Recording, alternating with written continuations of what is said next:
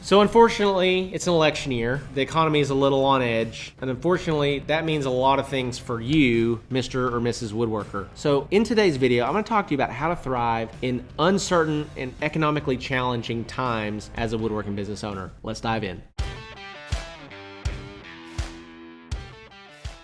All right, well, welcome back to the channel. As always, I love you. I'm glad that you're here. I hope that you're having a great day. I hope you're having a great start to your 2024. In today's video, I want to talk to you about how to survive and even thrive in bad economic times as a woodworking business owner. And so I'm going to give you 5 principles today. Be sure to stick around for the whole video. The 4th and 5th one I feel like are really powerful. But number 1, when times get tough, you need to evaluate everything that you're doing. So you need to evaluate everything that you're doing. So number 1, first thing you need to evaluate is your model, is your business model in and of itself.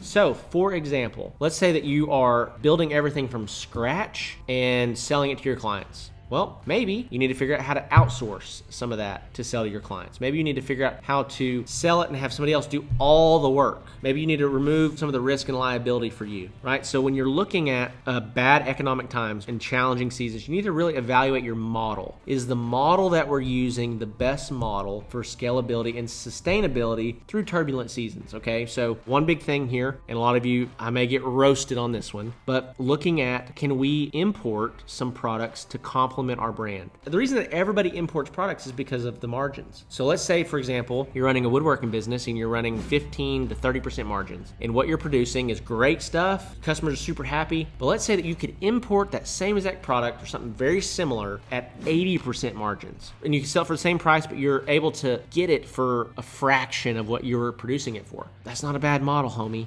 So you may want to check that out. So number 1 is evaluating your model. Is the way that we're doing it the way that we want to keep doing it? By the way, guys, this is one of the best videos that I think I've ever done. It's going to be super helpful for you. So make sure that you're taking notes. Let me know if you like this video in the comments below. And if you haven't subscribed yet, what are you doing with your life? Subscribe. This is the single greatest channel on YouTube that you're going to find to help grow and scale your woodworking business. Okay, so that's number 1. Number 2 is you need to evaluate your product. Am I selling a good product? Am I selling a product that is attracting the right audience? Am I selling a product that has high enough margins? Am I selling a product that has a wide enough reach? You know, like if you're selling super unique custom something, there might only be 10 people within 100 square miles that are interested in your product. You want to have a business and a brand that's selling a product that everybody needs. I talk about this a lot, that offers utility, it has a big market, and then you also have good margins in it. Okay, so evaluate your product. Is the product that we're selling right now that we've focused on, is that the best product that we could be selling? Or is there something better that we could be selling with better margins we should focus on? So first of all, I get a lot of people messaging me about coffee tables. You know, do you guys build and sell coffee tables? I'm wanting to start a woodworking business. I'm thinking about building and selling coffee tables. Guys, that's what I did. But I quickly learned and quickly realized that by selling dining tables instead of coffee tables, I could do about 30% more work to build a dining table as opposed to a coffee table, but I could get about 5 times as much money for it. Let's say it cost me $60 in lumber to build a coffee table. It might cost me $100 in lumber to build the dining table. I was selling the coffee table for $300. It still took me about the same amount of time, maybe just 20 to 30% more time, but I'm turning $100 and let's say 10 hours into $300. Or I can sell a dining table for $1,000, have $100 in it, work for 12 or 15 hours, but then sell it for $1,000. That's pivoting the product, evaluating the product to get a better outcome, okay? Number 3, I really love this one, and it's evaluating your upsells, your downsells, and your cross sells. Okay, so one of the simplest things that you guys could do is you could go and figure out a great rug supplier, a great lighting supplier, establish a drop ship relationship with them to where you're selling the furniture, but you also have all these other products on your site where they can purchase them and buy the whole package all together. Whether it be home decor, it could be wall signs, it be table decorations, it be all the other things that make up a room. You could become an all-encompassing brand, and we call that cross-selling. So upselling is taking your product and putting them on a finer product or a bigger product or a more expensive product. That's like, okay, we want to buy this table all southern pine, okay? Well, hey, just for a few extra $100 more, we can upgrade the top to a solid hardwood top made out of solid oak. It's going to be a lot more durable top for you. Is that something you'd like to do?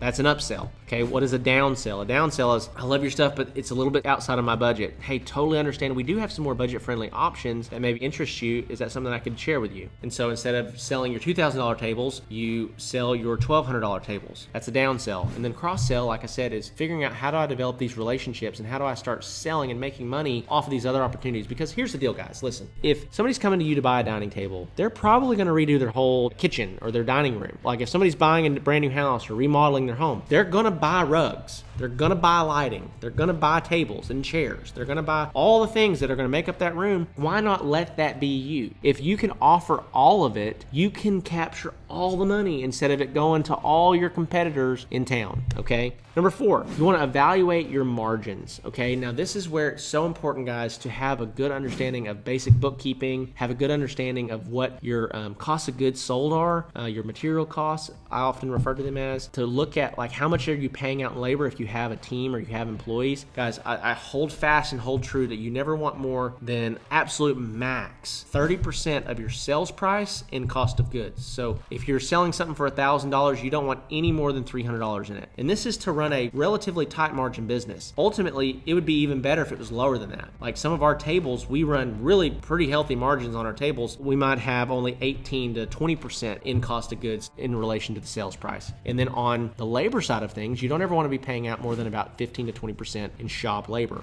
But if you can do these things, you can maintain a healthy margin business. Now, if you can improve upon those and get down to where you're only paying, 15% for cost of goods, if you're only paying 10% for labor, then guys, you're going to be making so much money. You're going to be making money hand over fist that you're going to be able to afford to increase your advertising. You're going to be able to grow your team. You're going to be able to invest in new equipment. You're going to be able to do all the things that you want to do as a business. Guys, margin is business. Like if you don't understand margins, you don't understand business. And what's cool is let's say you're spending 30% in cost of goods sold right now. And let's say you're running 10% margins. This is really cool. Watch this. Let's say you've got a $100,000 per year side hustle woodworking business that does $100,000 top line. You're running 30% cost of goods sold. So $30,000 went into your materials and you're running 10% margins, net margins. That meant that you netted $10,000 at the end of the year. I'm just using this as an easy example, okay? But let's say that those are your margins. If you simply went from 30% to 25% in cost of goods sold, and we do this by finding new suppliers, getting better vendors, negotiating on pricing, ordering in bulk, whatever that might be. But let's say that you go from 30% to 25%. Where does that 5% go?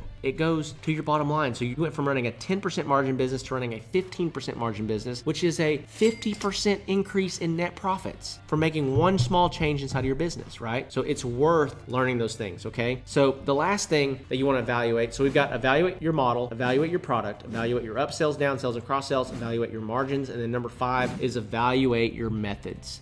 Evaluate how you do what you do. And this might be how you attract leads. This might be how you sell, how you run your shop, handle communication with your clients. You got to find what are the biggest bottlenecks, what are the things that are costing me all the time and money, and you got to try to fix those problems.